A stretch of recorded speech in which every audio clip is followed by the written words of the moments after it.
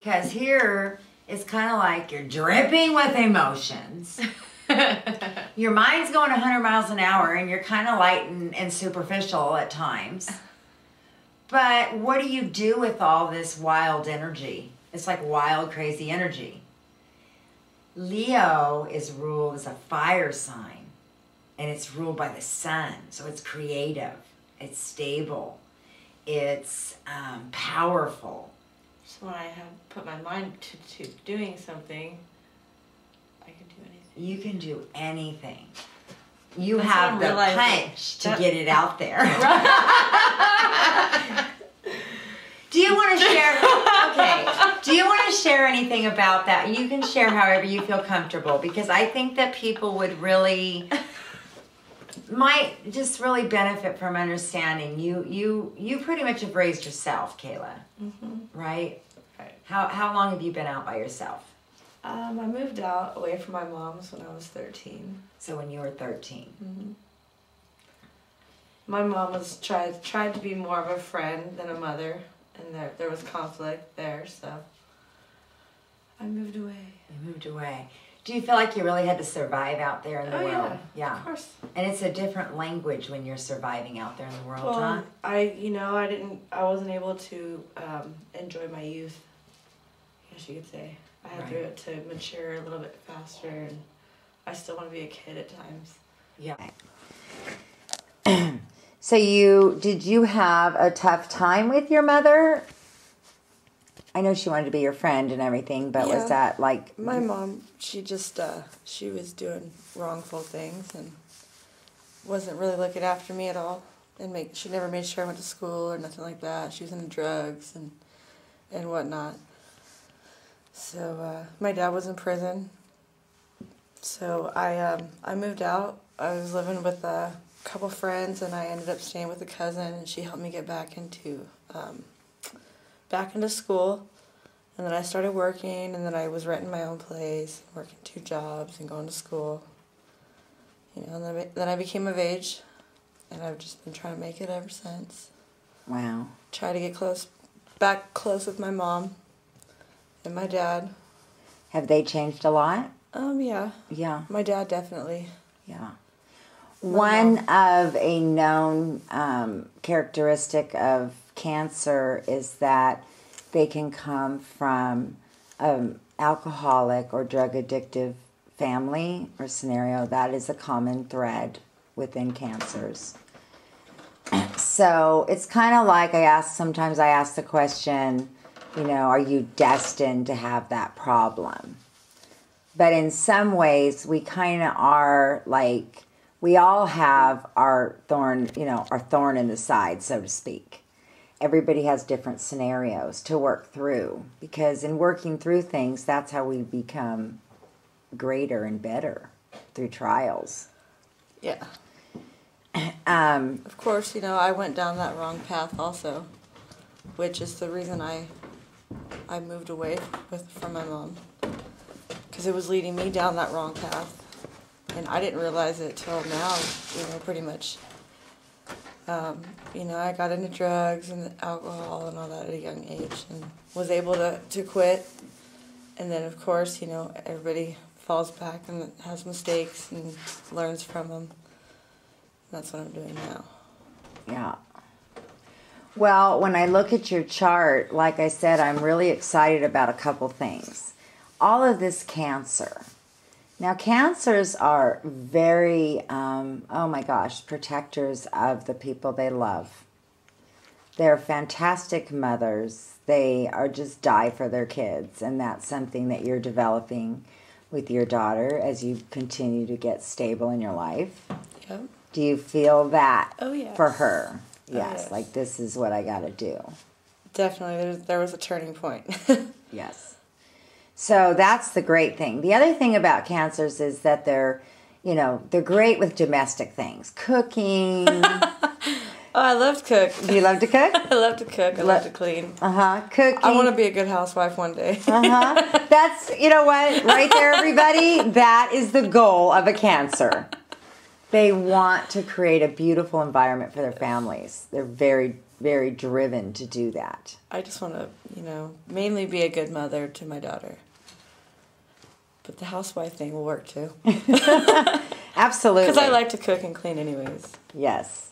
So those are, and you've got 4 of these incredible planets. So you're just bound to be like an amazing housewife. Do you do matches? We're creating this show as we go. And as part 2, I can go deeper and deeper into your chart. But for basic people learning about the chart, the first 6 planets are the most important. So again, people view you as a Cancer. When they see you as an emotional person. They're not quite sure how to read you. And you're very elusive, very illusionary. Yes. And very mysterious, right? Okay. And then your sun sign, how you're projecting yourself. You're working out these emotions in your life. All right. Now, again, your moon sign is Gemini. And Geminis actually are also attracted to kind of rough construction worker men, bikers. And, I have a biker husband. And you have a biker friend. And we love the rough and tumble biker rough men because just something about Mercury creates that. I don't know what it is, but, we're attracted to that kind of man. So you're also that. A lot of times a Gemini woman will spend her life like she idolizes her dad. That's another trait. I do. Idolize your dad. And so they never really want to aspire. They're very smart, but they don't want to aspire to be greater than their dads. Because if they're greater than their dad, somehow their dad then loses that idolized state. So, and they usually are attracted to a man that will kind of make their family go, I can't believe you are with this person. You're too good for this person, okay? Because Geminis are super, super, super intelligent, all right? Their mind goes 100 miles an hour. The hardest part for a Gemini is they get bored really easy. And so they want to learn a little bit about everything. They're kind of the jack of all trades, not specializing in one. They get bored. So it's not that they can't complete an idea or complete a project. It's just they get halfway through it. They know what it's all about. That's good for me. And they're on to something else. They love to study. They love history. They love anything and everything. They're really fun to be with. A lot of people love just Gemini wit. They can be sarcastic. The hardest part about Geminis that drive everybody crazy is they talk too much. Go figure. They talk. And they have to explain. So they can't just say, hey, I wanted to tell you about this. They have to tell you about this, whatever this is. Leading up to this, about this, and how the history and the backdrop and the whole entire story just to tell you this. Right. So by the time you're done, you're like, all right, can we get to the point? And then you forget. So that's, that is definitely a Gemini trait. Gemini women can be kind of tomboyish. No. They can be tomboyish. Yes, they can. No way. And because they're just kind of, they're kind of like, they can be a bully when they're young. I just remembered that. Yeah, they kind of can be the bully, and they have a lot of little friends. They're kind of the one that's, the one that I don't know what you're talking ass. We'll talk more about that in part 2. So you have this quality within you wrapped around all of this emotional stuff. So it can be very conflicting at times, right? Right. When you talk, you're a Mercury and you talk like a Cancer. So when you talk, and that's why I was, talking about you earlier with your body language and stuff, and you talk very emotionally. And you're actually are very, very deep. Like the conversations I've had with you, the average person would probably not see that in you because they wouldn't take the time, because I love to study people and get to know people, the depth of them. I love that part of you. You're a very, very deep person. And you're a very wise person. So I know that I'm a wise ass. You are a wise ass. Yes, you are. And then let's talk again. Okay, so let me just make sure I cover everything. Then we have Venus, which is in Cancer. So you love Cancer things.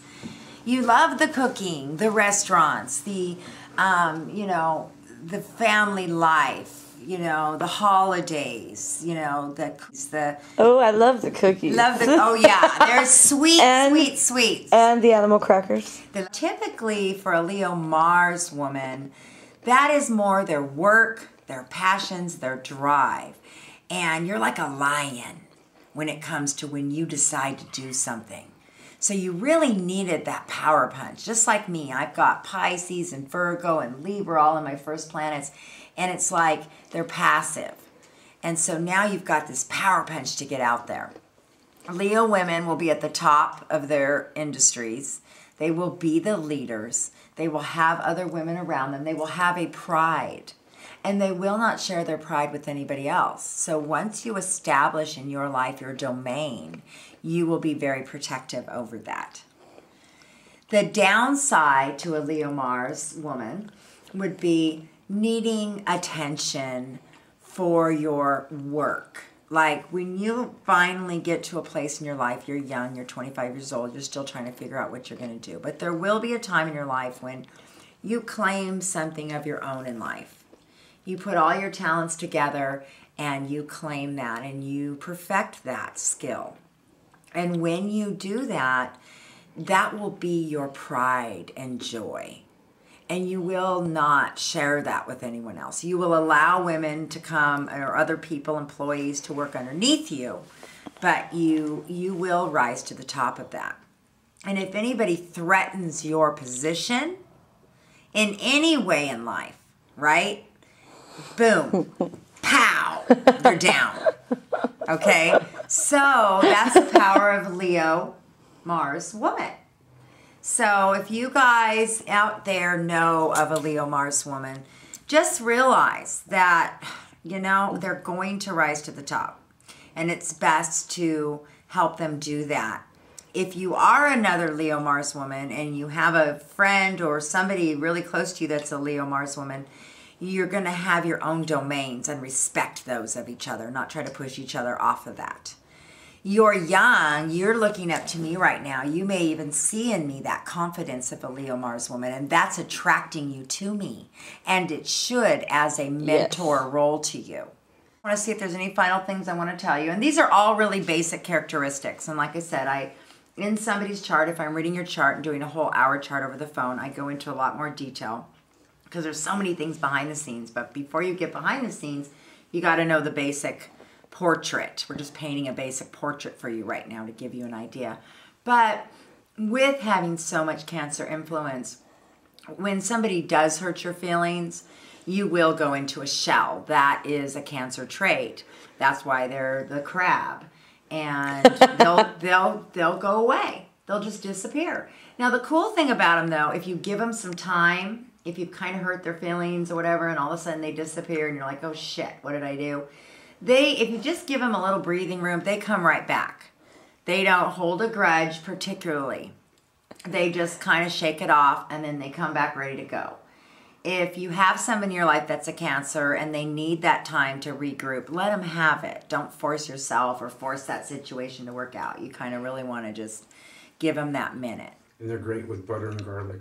They're awesome. Oh, you know what? She's a great cook. You could be a chef. Really. Do you have any questions for me? I just had some off the crab top? the other day. Do you have any questions for me off the top? I mean, like I said, we haven't gone into the depth of your chart, but the basic 6 planets we've talked about. No. I want to go in depth. You want to go in depth? Yeah. Oh, and thank you for our guest. Thank you, sweetie. You did a great welcome. job. Thank you.